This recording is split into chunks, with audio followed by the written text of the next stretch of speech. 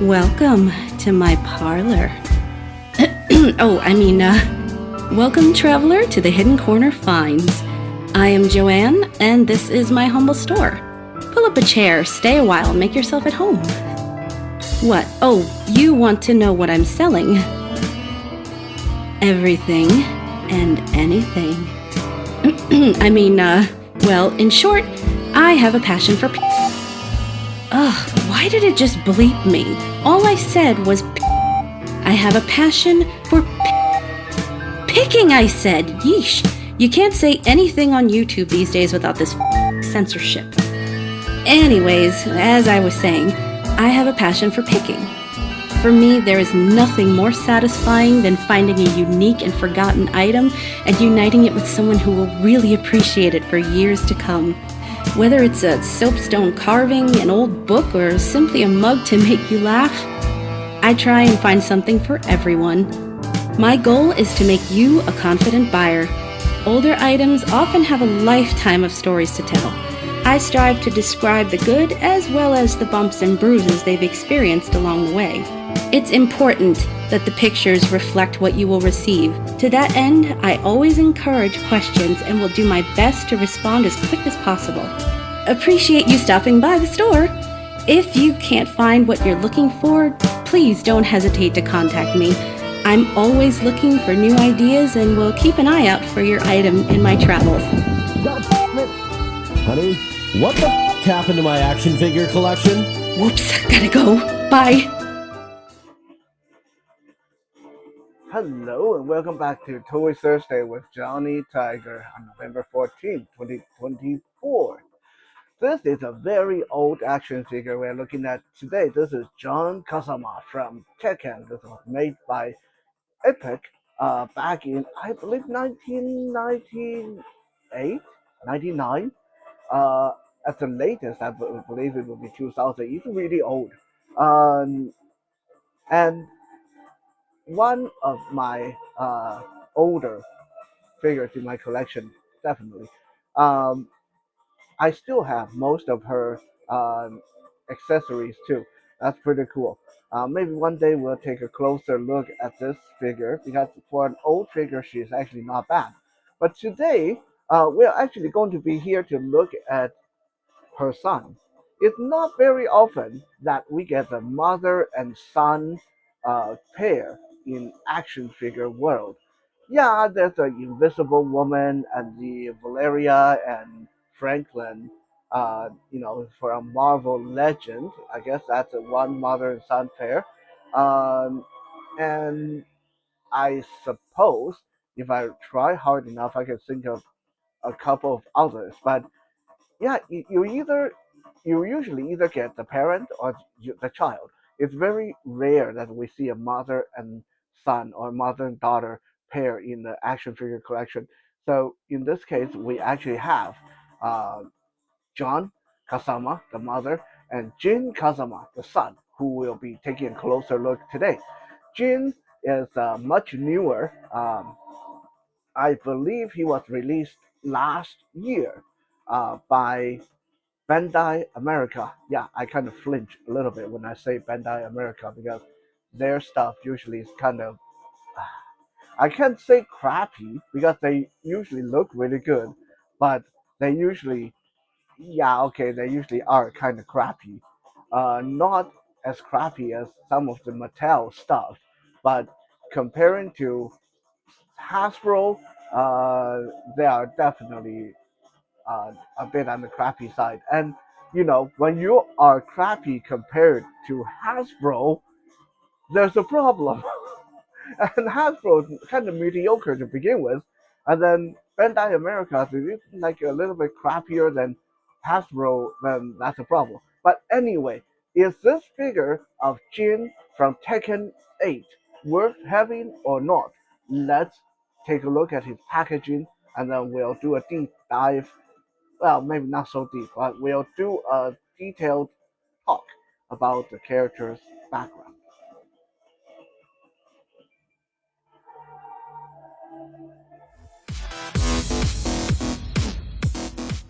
Now, as far as packaging goes, there's nothing really interesting or involved going on here, although I will note that my figure seems to have been packaged backward, like his bag is facing front in the package. Is that how he's supposed to be? I mean, the pose they put him in is really cool, but that seems a bit unconventional. For accessory, there's a nice insert in the back of the box that shows the Tekken arena, kind of small. And there's a little sign that says round 2 that comes with its own stand, and a lightning effect, and a pair of open alternate hands. And that's about it.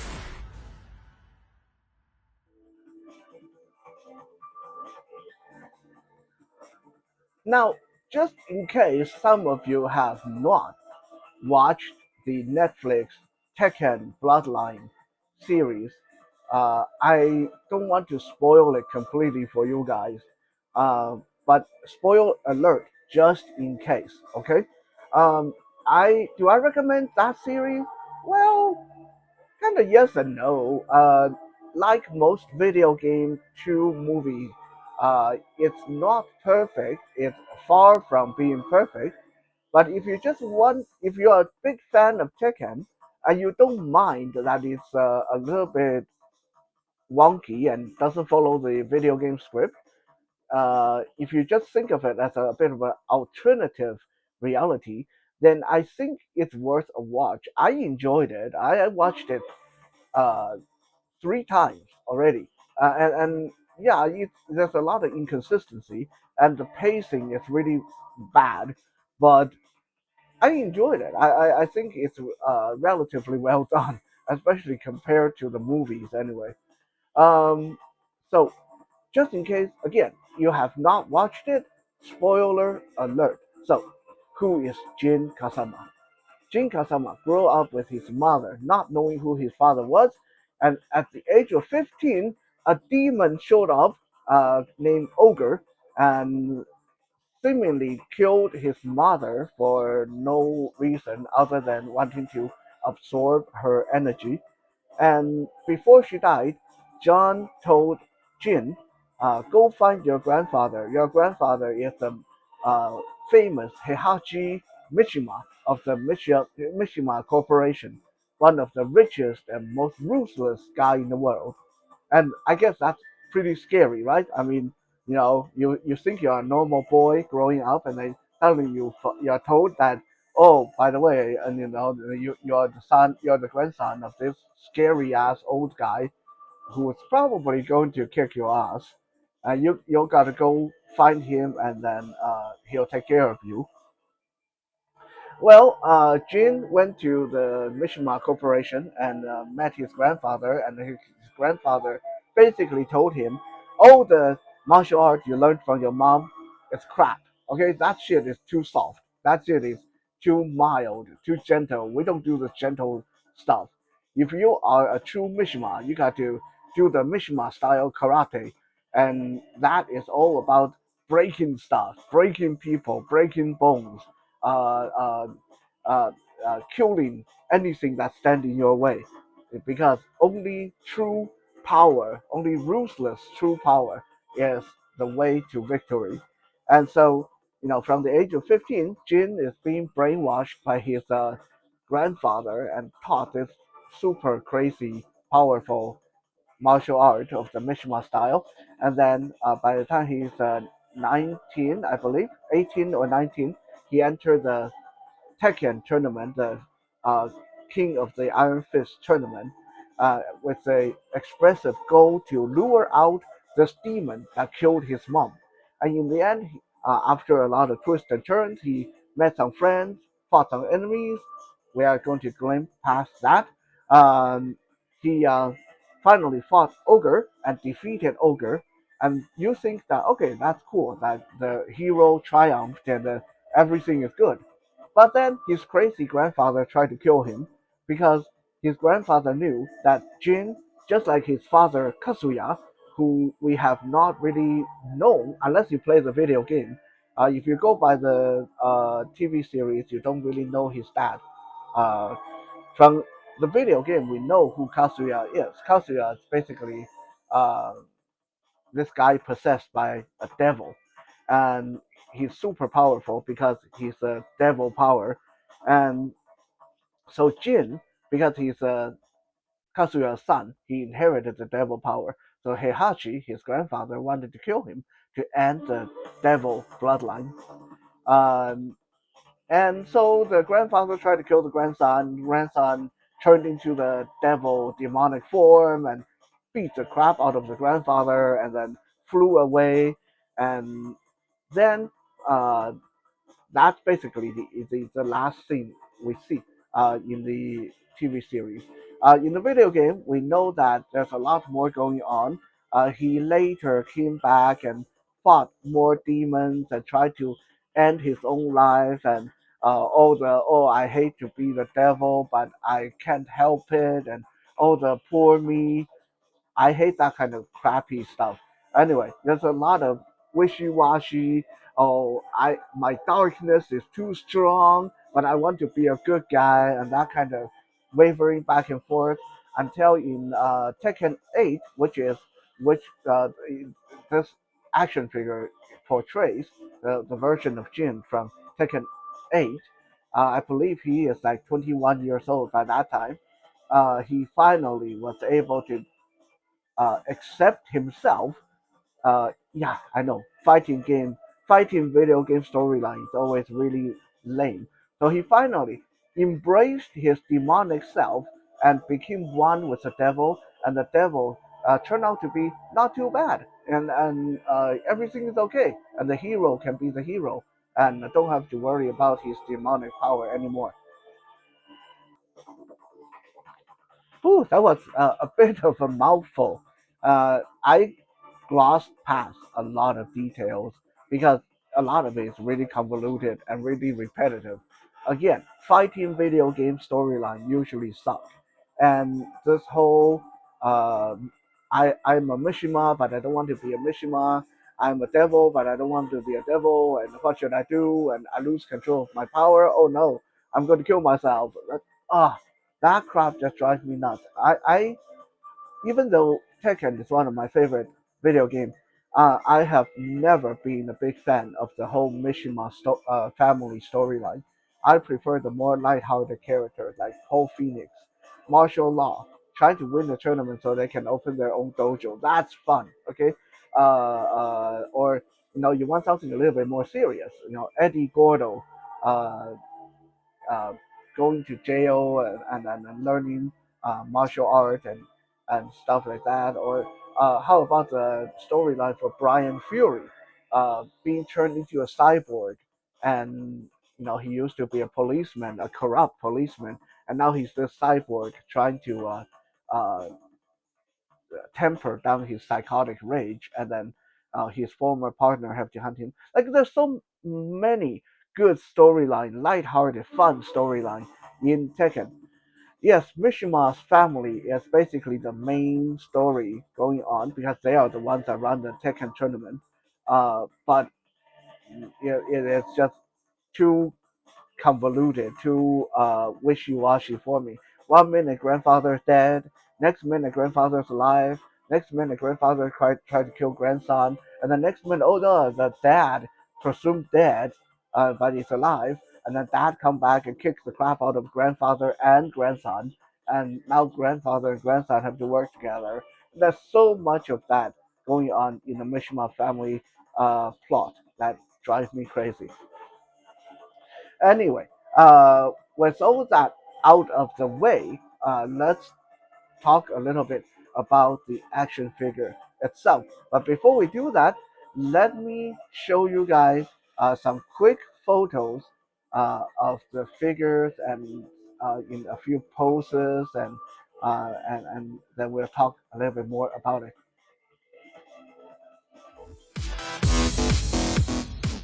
Perhaps the most interesting part of this figure is the material used for the pants. Rather than sculpted pants, the pants are made of this really soft, rubbery material that almost feel velvety to the touch. It's a really interesting material, and I hope that a few years down the road it's not going to crack and start breaking like a lot of the old rubber toys. Articulation is really, really well done, although I must warn you that sometimes you have to be careful because I have the legs falling off uh, a couple of times. It's a bit of a pain to get that back on.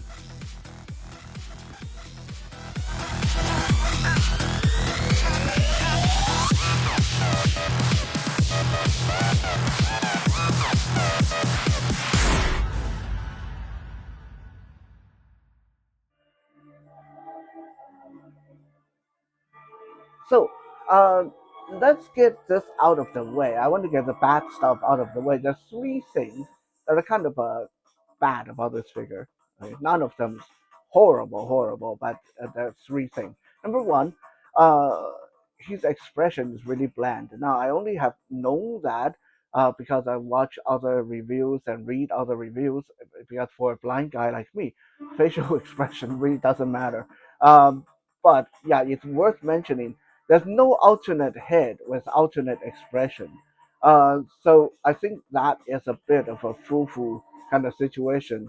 You would think at $30 we could get an alternate head. Like I would happily trade that round two display sign for an alternate head. Honestly, um, that little sign is cool for the first 10 minutes, and then after that, it's like you always have to worry about where to put it. It's really light. Like, do you want to glue it down to something? You keep falling over and stuff like that.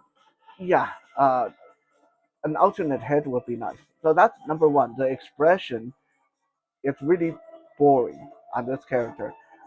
Number two, the feel, the texture, like most Bandai America action figures, the texture feels so much like a toy, and I know it is a toy, but if you have, if you are used to handling figures by McFarlane, if you are used to handling figures by Mattel, Four Horsemen, NECA, they have so much textures that they just feel like high end or good collectibles. Yeah, they don't feel like something you would hand to a 5-year old to play with. This guy is different. Like a lot of Bandai America action figures, no matter if they are collectibles or they market them as collectibles, they feel like toys. Like they're very glossy, smooth feeling, very plasticky feeling. Like they feel like those old Mattel Ghostbuster or old Hercules action figures from the 80s. It's not a good thing. Like I think uh, they need a little bit more texturing on them. Uh, otherwise they just feel cheap.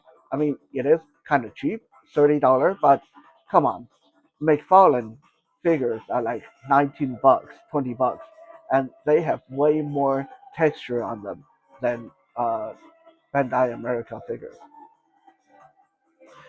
Number three, I think the biggest problem I have encountered with this figure is that proportionally it's awkward. Like in his biography, Jin is a 5'11" guy, 160 pounds. Okay, um, he's not supposed to be gigantic, but this guy is big. Not like Hulk big, but in a little bit at the conclusion of the video when I show you guys size comparison, uh, pay attention to how big he looks compared against some of the other Tekken characters by Epic.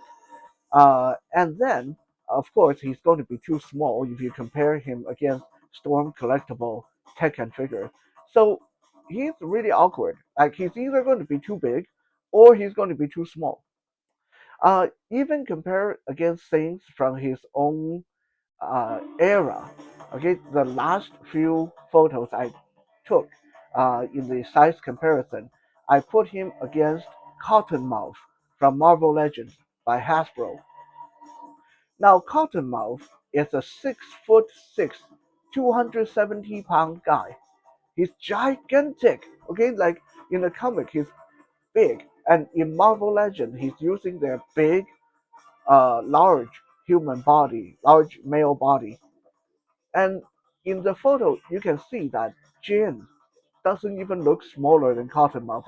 Like this 5'11" guy look just as big and beefy as that 6'6" guy. Okay, that there's something really wrong with the scaling with this one. So I think if you want to do your Tekken versus Street Fighter or Street Fighter versus X Tekken or whatever, um, he's going to be too big.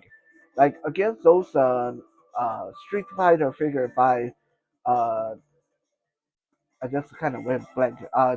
Jada Toy, yeah, by Jada Toy, uh, Jin is going to be a huge guy. He's going to be too big. Um, and not just his height too. If you check out his build, like he's a really thick fellow. Like they really made him chunky, which he's not supposed to be. So I think, do I like a chunky figure? I do. I love chunky action figures, but the character is not supposed to be this chunky, right? He's a karate guy. He's not a weightlifter. He's not a bodybuilder. He's not supposed to be this beefy, right? So those are the three problems. Um, a couple little things, as I mentioned, the legs can fall off sometimes if you are not careful, and it takes a bit of finagling to get them back on, but they do go back on, so that's okay. They don't break. Articulation is plentiful, although I wish he has butterfly joints so he can get his arm closer together for proper fighting poses. Um, because as it is, he can't cross his arm properly. His arms don't get close enough for a two-fisted uh, punch or two-handed grab or anything like that. Um, and just a tiny little thing, his hands are really hard to switch. Uh, Partly because the ball joint is really tight, and but also every time you try to push the hand onto the peg is constantly moving and shifting, and it's you heard of the expression trying to fit a marshmallow into a coin slot. It feels a little bit like that. Try to put hands on this guy. So that's also a bit of a problem.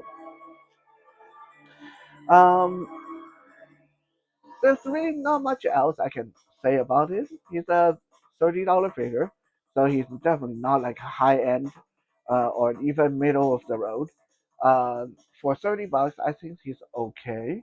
Um, so rather than wasting more of our time, I'm going to conclude the video and show you guys some of those size comparisons and some fun shots of him fighting the Ogre action figure. And we'll call this a day.